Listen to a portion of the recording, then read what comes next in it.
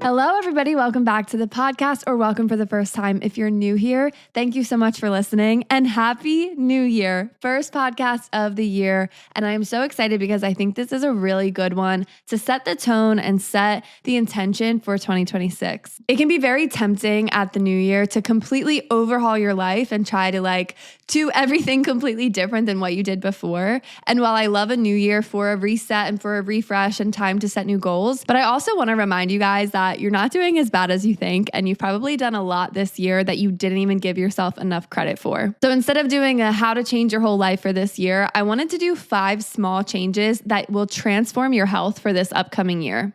A big emphasis on small changes because these are little things that you can do that will completely change how you feel about yourself, how you feel about your life, how you show up in the world. And the biggest part about this is, yes, they will transform your health, but they're not even really health things. I'm not going to get into the working out or the nutrition. Of course, those things are important as well, but this is more about mindset and how you show up and actual behavior change. And I'm really excited to share these things with you. The last one especially is probably one of the most important ones, and it's something that I've recently learned and recently got a grip of, so I'm excited to share that with you guys. Before we jump into the 5 things though, I do just want to say a little bit about the Winter Arc Challenge. We just finished it. We finished it on December 27th, and it was truly so transformational for me and for the group that was in it. The last 8 weeks we spent doing our fitness, doing our nutrition, and really focusing on habit change. And one of the most beautiful parts about it is every single person in the group, including myself, had things go on in the 8 weeks that made this even harder. It made sticking to their goals harder. It made showing up for themselves harder because they had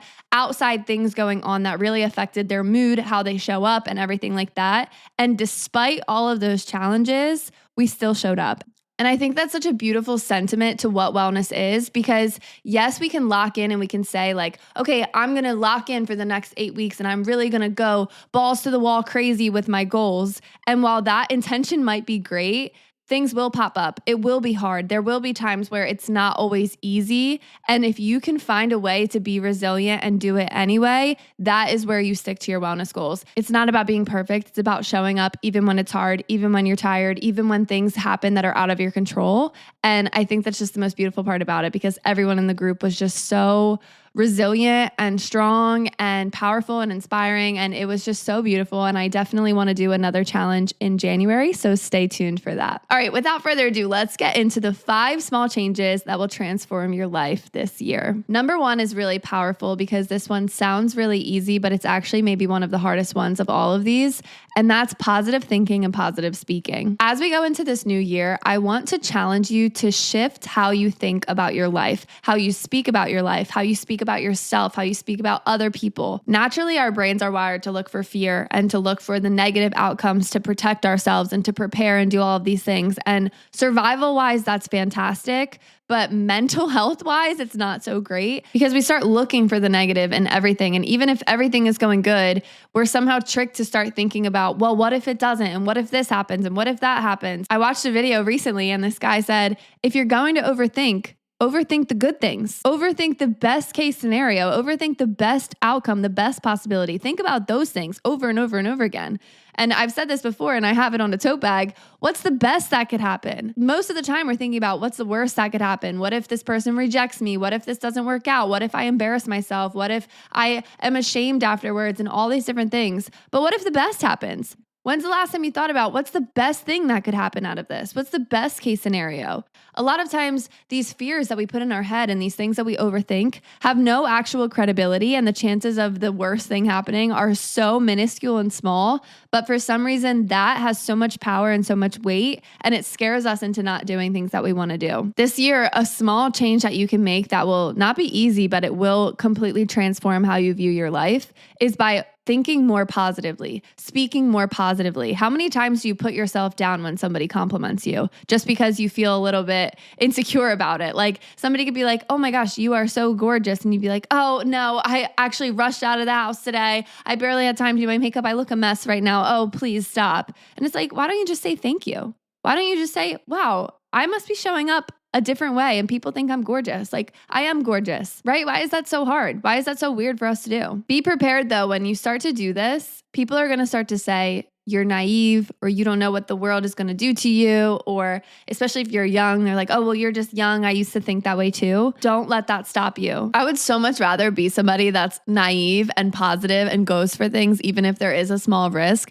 than somebody that knows every single risk. And because of that, they never take the chances on the things that they genuinely wanted to do. So be positive, be naive, let people talk about you. Literally, who cares? Life is so short. Who cares if it's cringy and you're positive about it? Who cares if you see something for your life that other people don't see? People are going to judge you. People are going to have opinions. So you might as well live at peace with yourself and find the positive side of everything. Number 2 is to understand that there will never be a right time or a right energy to do something. If you're waiting to feel motivated or feel rested or feel inspired or feel like something is perfectly aligned for you, I hate to break this to you, but you're going to be waiting forever, because there never is the right time. There never is the right energy. There's no perfect time or place or feeling for doing something that's out of your comfort zone. Progress, especially in wellness, happens on the regular, average, consistent, even messy and tired days, not on the perfect workout with the perfect protein shake and the perfect outfit and the perfect feeling and the perfect playlist.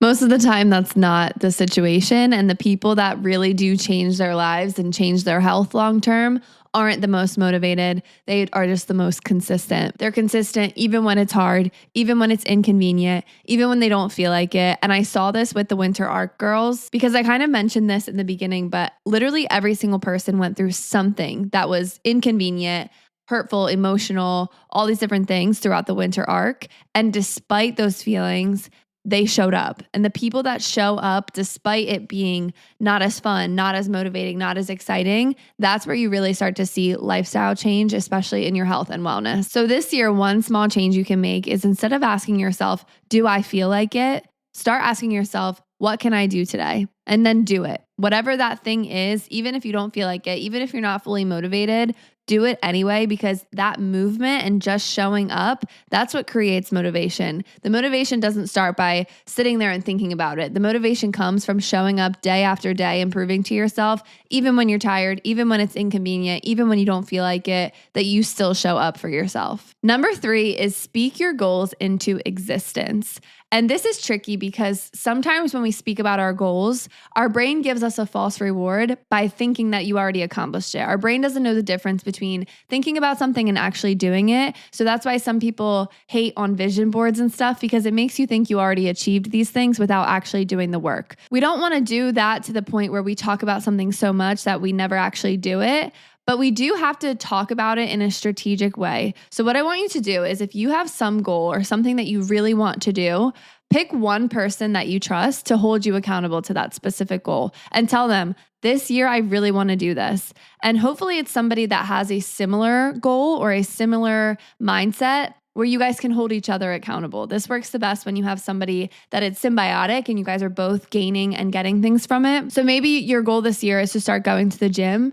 It is so much easier to go to the gym if you have a partner with you. And even if you're not always going with them, it's talking to them about it. It's saying, okay, I'm going at this time, you're going at this time. It's somebody to hold you accountable. Maybe you're going to the gym together. Maybe you're just sending positive texts in the morning. Start sharing fitness activity. I know this motivates me sometimes because I'll see my friends doing all these workouts, especially my friend Emily. She runs like 20 miles in a second. And it's just motivating. And it's like, okay, I'm not just in this by myself. Other people are relying on me and looking at me. My Winter Arc Challenge girls, this really helped me too, because in our group chat, it shares when you do activity. So I would see like everybody's doing their workouts and it just makes you want to do the same thing. But find somebody that will hold you accountable. If you have a partner, if you have a best friend, if you have somebody you met at the gym, like it doesn't even have to be somebody that you hang out with and go to drinks with on the weekend. It could be somebody that's in that same vicinity with you, somebody that goes to the gym that you go to, somebody that takes the workout classes with you, somebody to say like, hey, even when this is hard, I'm still going to show up. There is so much power in having a community and having people around you when you're doing something that's hard or doing something that's out of your comfort zone. And a lot of times what happens is we have these big dreams and we keep them so close to our chest because we don't want to share them with people. But I find that the sooner I share them with somebody, I'm much more likely to accomplish it, because now it's out there and I feel like I owe it to somebody else now to accomplish this thing. Unfortunately, our own happiness doesn't always motivate us, because even though we know it would make us happy, we don't take ourselves as seriously sometimes. That's why you cancel the gym appointment with yourself. That's why you cancel the thing that you say you're going to do with yourself, but you wouldn't miss something for someone else. Sometimes you need somebody else involved to make you hold yourself accountable. Number 4, the fourth small change that you can make this year is to start documenting your progress. And I think this is a non-negotiable part of any kind of growth, because if you don't track your progress, you convince yourself that nothing has changed, even when everything has changed. It's like that saying, like you go step by step and then you look back and there's been a whole staircase. But unfortunately, when we do things that are new, at first it feels really exciting and it feels like it's this really big thing. But then once it becomes part of your norm, you don't give yourself the credit anymore. And you kind of just think like,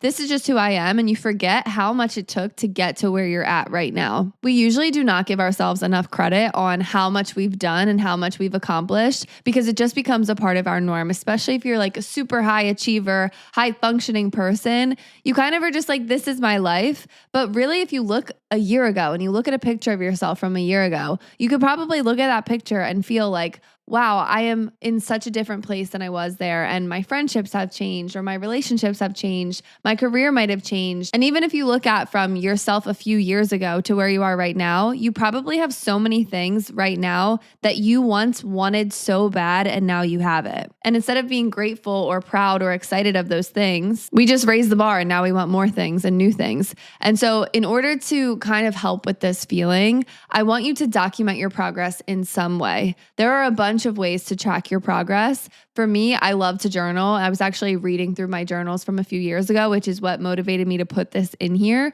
because I looked back and I'm just like, wow, I have so many things that I once dreamed of and never thought were possible. And now it's just my life.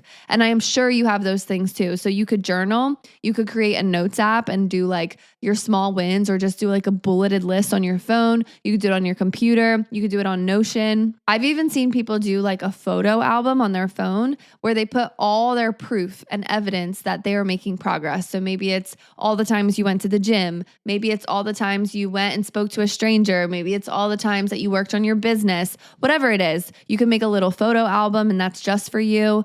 There are different apps that do this. I know for the Winter Arc Challenge, the girls can put in their progress photos and everything on the app there. And it also keeps track of their habits. You can make a scrapbook, a junk journal. Like there are so many ways depending on how much you want to get into it, but find some way to track your progress, especially if you're looking back on 2025 and you're feeling like, wow, I didn't do as much as I thought I would. I doubt that. I really doubt that. I bet it's because you're just not giving yourself enough credit. And maybe you've accomplished things that aren't so like glamorized. Like maybe you don't have a new diploma on the wall or something that's like a really big LinkedIn post accomplishment, but you might have completely changed your self-confidence. Or maybe you changed your relationship with food, or your relationship with exercise, or your relationships in general, right? There are so many other markers of success. And so I want you to have that space to track your progress. I know this completely changes how I see myself and how I do things. And I just really love this tip.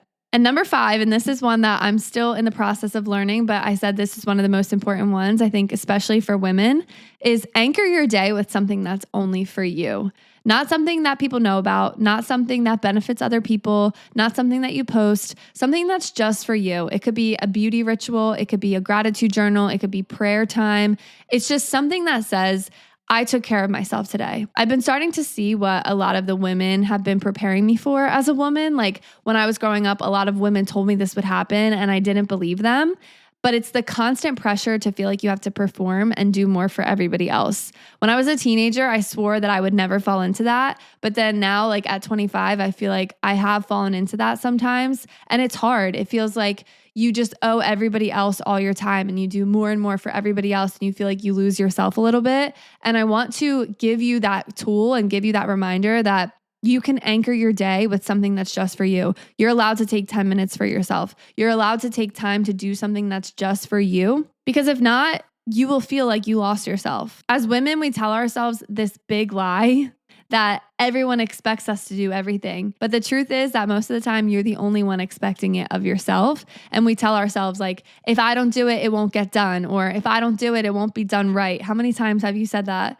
But usually the truth is we don't even give anyone a chance to help us because we think it will just be faster if I do it. It will be better if I do it. They can't do it anyway. And instead of letting people help us, we put it all on ourselves. And I want you to stop that. I really do, because we are so picky that people are doing things wrong that they don't even want to help us anymore.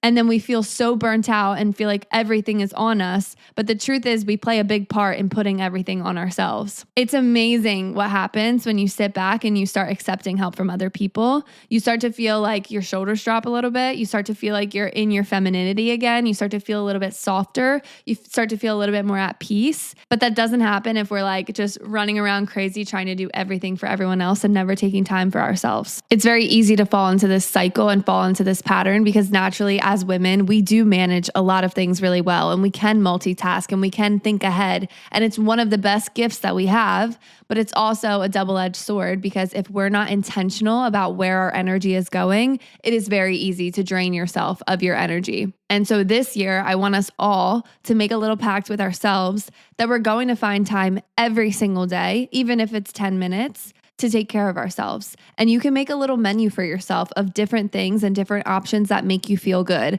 I have like a feel good menu of little things that I can pick and choose from when I feel like I need to pour into my own cup. Some of them are very low effort and easy to do. Some of them are a little bit more high maintenance, but I have options. And that has been such a game changer in how I show up, because the beautiful part about it is it will take 10 minutes, maybe sometimes 30 minutes, whatever, but it takes a little bit of time. And then I show up so much nicer, kinder, less resentment, less bitter, just more at peace and more at ease. And what's amazing about it is now you attract even more people to you. And instead of feeling so burnt out and resentful and horrible, you start to feel lighter, and people feel that, and people want to be around you, and people want to help you more. And it's this like beautiful cycle and spiral that happens after, but we have to be intentional about setting that up. Let people help you and set a few boundaries, and don't feel guilty about them. Setting boundaries doesn't mean you have to be so rude or a brat or anything like that. Setting boundaries means you care about yourself. And it's amazing because usually if you're with people that care about you in your household, they want you to take care of yourself because they know that you show up better and happier and lighter when you do. The right partner and your family, they want you to take care of yourself and be your best self. But we have to be intentional about that because nobody's going to tell us to do that. That's just how women are. Women, we can see when other people need to do it, but we don't see it in ourselves, and no one else is going to tell you to take care of yourself. You have to be the leader of your life and take care of yourself when you need it. And doing this daily and making it a ritual of like, this is my 10 minutes, and figure out whatever that 10 minutes is for you. Make it that 10 minutes. And if you have more time, like for me, I don't have kids. I can do 30 minutes. I can do an hour. I have time. But I know some of you guys are moms. And if you're a mom, that's probably a lot different. But just find some time to anchor your day every single day where you know, I take care of myself. And once you do it more and more and more, the people around you, they will see it, they will know it, they will respect it. And you'd be amazed. Most of the time, people receive it so much better than you think in your head. I know you might feel like this guilt and the shame of, well, there's so much to be done. And if I don't do it right now, it's never going to get done. And we get all frantic. But I promise, if you give yourself some time, the thing will always get done. The dishes always get cleaned. The laundry always gets folded. Everything always gets done. But if we take care of ourselves, it gets done even better, and it gets done even faster, and we're more at peace. So find time for those things. And one more little bonus tip, a little number 6 as a special bonus. While you're at it, stop rushing. Stop rushing. The extra second that you will save rushing or speeding or frantically going around will not change the time you show up, maybe by 10 seconds, but rushing changes everything internally. You still might be late, but when you rush, now you show up frantic, chaotic, disconnected, a little spastic, and it's very hard to be around people like that, and we know it, but we do it to ourselves. Stop rushing. Slow down. Especially, I know most of you guys listening to this, we're women, and we thrive when we can just be a little bit more at peace. You know, when you're just in that feeling of ease and light and feminine and soft, you just want to do everything, and you're creative again, and you're happy again, and you're nice again, and you have this glow, right? That's what we're going for this year. Or at least that's what I'm going for this year. I don't want to be spastic. I don't want to be rushing around. I don't want to be running to the door because someone's holding it for me. I'm going to walk at the same pace that I was going, and I'm going to say thank you with a pep in my step and a smile on my face, because we deserve that. We deserve to take care of ourselves. We deserve to take our time a little bit. That doesn't mean be late and, stop caring about other people's time. But a lot of this, we do it to ourselves, man. Like, we just torture ourselves in our own brains, thinking that everyone's waiting on us and everyone's rushing on us. And really, we're the ones rushing ourselves. So really slow down. Like, let yourself just live and breathe. Like, what are we in a rush for? Truly, what are we in a rush for? This life is short. What are you in a rush for? The gravestone? No. If you really take these tips, especially these last two, your nervous system will thank you. Our bodies are so in tune with the mental stress that we put on ourselves. Yes, environmental things, food, movement, all of those things definitely affect our health. But one of the biggest ones is just what's in our mind. And so much of it we do to ourselves. Yes, there's societal pressure. Yes, there's family pressure, but we can't change any of the outside pressure. We can only change the pressure we put on ourselves. So stop putting extra pressure on yourself. There's already a lot of it. Why are you doing it to yourself? Take care of yourself. You deserve that. And when you know you deserve that, you feel less guilty about it. Everyone deserves that. Just like all this care you try to give everybody else, you deserve that as well. And as women, we see that in other people, but other people usually don't see it for us. We have to see it for us. We have to fill up our own cup. We have to know, okay, I need to step back because I feel burnt out right now. And then do that. And don't feel guilty about it. Don't feel shame about it. Because you could do every self-care practice in the world, but if you feel guilty while you're doing it, it's not doing what you think it is. I know these aren't big, flashy changes that you might be able to post on Instagram, but these are the powerful ones that people don't really see. These are the ones that if you actually do these, people are just going to say, there's something different about you and I can't figure out what it is, but you have a glow. You're walking different. You're moving different. I can't tell what it is, but you seem a lot happier. That's what these changes do. And you'll feel it inside too. It doesn't even matter what people really say to you because you're going to feel at peace with your life. You're going to feel at peace with yourself. And you might even notice a difference in your energy, in maybe some of your chronic conditions, in your stress and your inflammation in your body. All of these things go hand in hand. I know for me, I could be doing the same exact workout, diet, everything, but when I change my stress and my mental pressure, my cycle regulates and I feel better and my energy's better. Even though I'm doing all the same habits and all the same routines, it starts in the mind. I hope you guys liked this episode. Thank you so much for listening. Happy New Year. Follow on Instagram at the Wellness Club XO, me at Cass Camp, and share it with a friend. Share it on your story. I would love to repost you. I love you guys. Thank you so much for listening, and I'll talk to you guys next week. Bye.